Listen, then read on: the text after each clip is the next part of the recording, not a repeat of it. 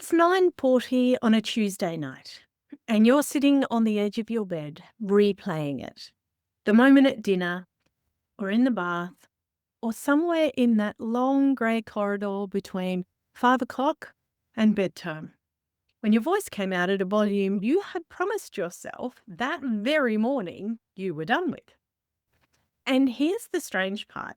You knew what to do. You know so much about parenting that you could probably run a workshop on it. You know about connection before correction. You know about getting down to their level. You know the difference between a boundary and a punishment. You've read the books, sank to the posts, maybe done a course. Some of you could quote the exact script that you were supposed to use word for word right now at 9:40 p.m. sitting on the edge of the bed. Which is exactly the problem, isn't it? Because if you know all of that, why did none of it show up at 5:47 when it mattered? Most mothers answer that question in the same way. Quietly, privately, somewhere around the 400th repetition of the cycle, the answer they land on is, there must be something wrong with me. I want to offer you a different answer, and I want to give it to you straight away rather than make you wait until the end of the podcast. You keep yelling when you know better because yelling is not coming from the part of you that knows things. Knowing better lives in your thinking brain.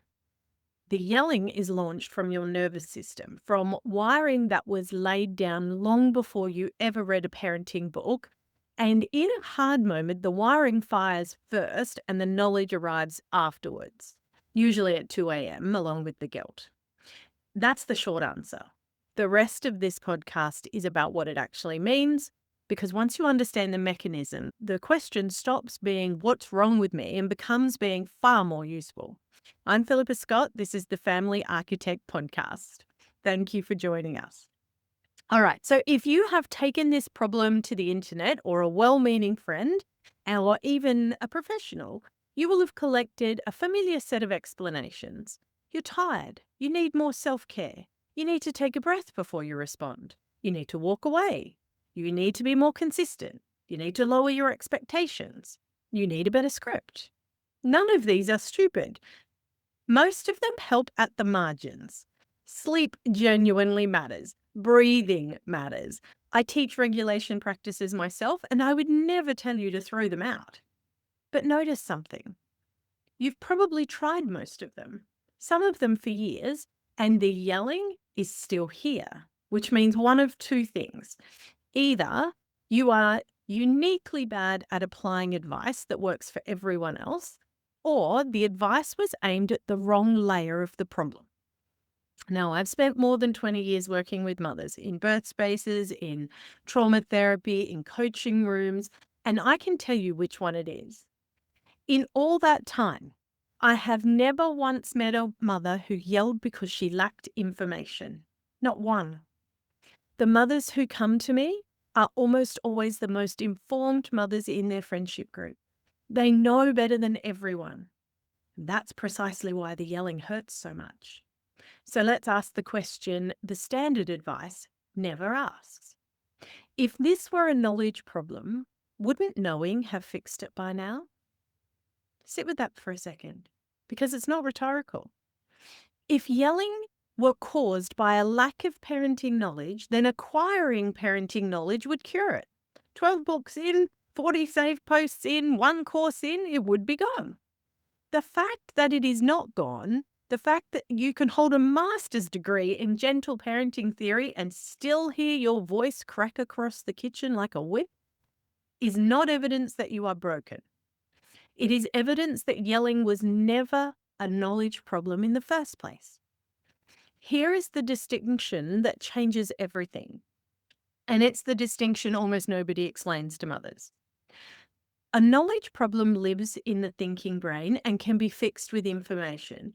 If you genuinely did not know that a 4-year-old melting down over the wrong coloured cup is developmentally normal, then learning that fact would genuinely change your response. That's a knowledge problem, and books solve it. A wiring problem lives somewhere else entirely. It lives in the nervous system, in patterns laid down in your earliest years. in survival learning that was installed before you had language to describe it or any say in the matter. And the defining feature of that layer is this: when it activates, it does not consult your body on the matter. When it activates, it does not consult your library. It does not pause to check what you read last week or what your values are or what kind of mother you decided to be. It fires first because it was built to keep a small person alive, and survival systems are built for speed, not for reflection. So, what's actually happening in the moment that you yell? Let me walk you through the sequence because I think you will recognize it from the inside.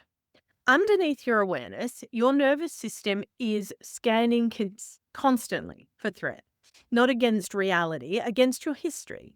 Whatever danger looked like in the house where you grew up, that is the template your system checks the present against. So when your child's voice hits a certain pitch, or the defiance lands, or the chaos crests, your system is not necessarily seeing a tired 6-year-old. At a level far below thought, it may be seeing an old signature of danger. Now, the alarm trips. Stress chemistry floods your body in under a second. Your heart rate is up, your breathing becomes high and shallow, your jaw is tight, and heat is rising through your chest. Your body is mobilizing to fight a threat.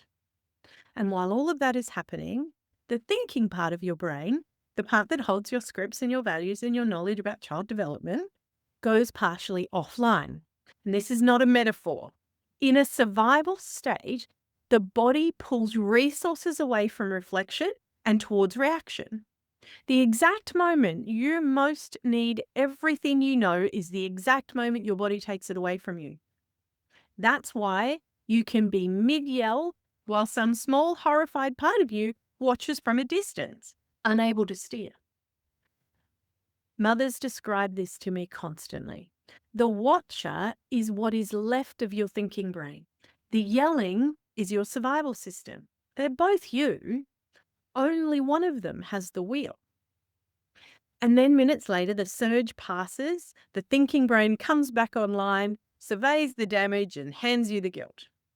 This is why your knowledge shows up so reliably in the aftermath and so rarely in the event. The books were never useless. They just live on a floor of the building that the alarm never visits. So where did the wiring come from?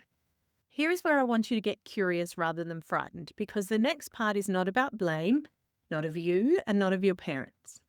Ask yourself a few questions. What happened around anger in the house where you grew up? Who was allowed to be loud? What did you learn to do as a child when an adult was about to blow? What happened to you when you had big feelings? Were you comforted or were you sent away to calm down? Which parts of you were easy for the adults around you to receive, and which parts learned to go quiet? When you were small, staying connected to the people who looked after you was not emotionally nice to have. It was biologically necessary. So your nervous system adapted to whatever kept that connection safest. If big feelings caused anger and withdrawal or chaos in your house, somewhere inside you, a little girl learned that big feelings were dangerous. She learned to fear them in herself, and she learned to fear them in others. That learning didn't expire when you grew up. It was wired in, and it's still there. So when your own child erupts, that old learning does not see a developmentally normal moment. It sees the old danger arriving again, and it does what it was built to do. It fights the chaos into submission, fast, loud, before the danger can grow. That's what your yelling actually is. It's not a character flaw, and it is not a parenting choice. It is a protection program built by a child still running in an adult. It worked once. It kept a little girl safe in the only way she had available. It is just that nobody ever told her that the war is over. And this is why the moment you hear your own mother's voice coming out of your mouth is so devastating and so common. Under pressure, the nervous system reaches for the oldest, fastest programming. The vow you made at 14 lives in your thinking brain. The voice lives in your wiring. Under load, the wiring wins. So why does everything that you've tried make sense, but it hasn't finished the job? I want to honor something before we go further. Everything you have tried was intelligent. Reading the books was intelligent. Learning the scripts was intelligent. The breathing, the counting, the walking away, all of it was a reasonable response to the problem as it was explained to you. The trouble is the problem was explained to you wrongly. You were told in 100 different ways that you had a knowledge and self-control problem. So you gathered knowledge and you exerted control and you got better at managing the eruptions, and the eruptions kept coming. And every one of them got quietly filed as your failure. Let me refile them for you. You did not fail the strategies. The strategies were aimed at a layer of you that was never driving the behavior. Regulation techniques help you recover after fire alarms, and that matters.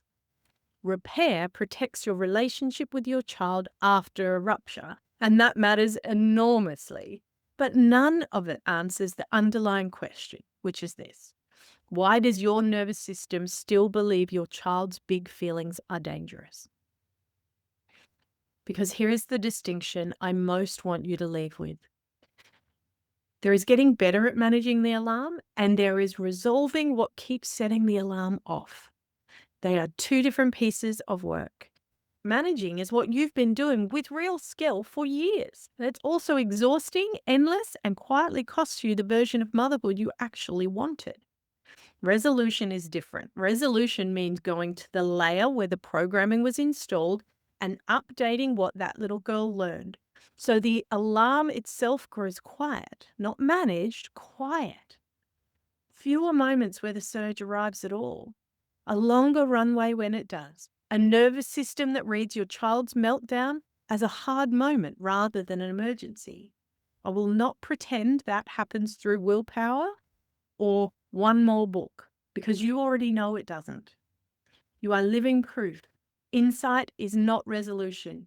You may understand your patterns with complete fluency, and the understanding alone will not rewire the system that runs them. Awareness opens the door. Something else has to walk through it. So what would I want you to do next? If you've recognized yourself in this podcast, I'm not going to hand you another script for the next time you feel the surge coming, because you already own more scripts than you can use. And we've just spent, 15 minutes establishing why they vanish exactly when you need them. In the regulated mother method, we resolve the trauma and attachment wounds that keep firing the alarm using structured therapeutic work that operates at the level where the program was originally wired. Then, and this part matters just as much, I stay with you while you learn what mothering actually feels like when you are no longer fighting the same protection program every evening. Who you are at the dinner table without it. What your own voice sounds like when it's genuinely yours.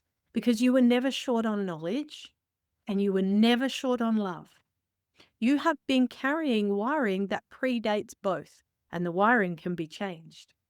If you want to explore what this next step is, the place to start is an alignment call. It's a real conversation, not a pitch. Bring the question you typed into Google tonight. It deserves a better answer than try harder tomorrow. You'll find everything at fantasticfutures.com.au, or check out the show notes. There's a link for everything in there. I've got you. Thanks for joining us.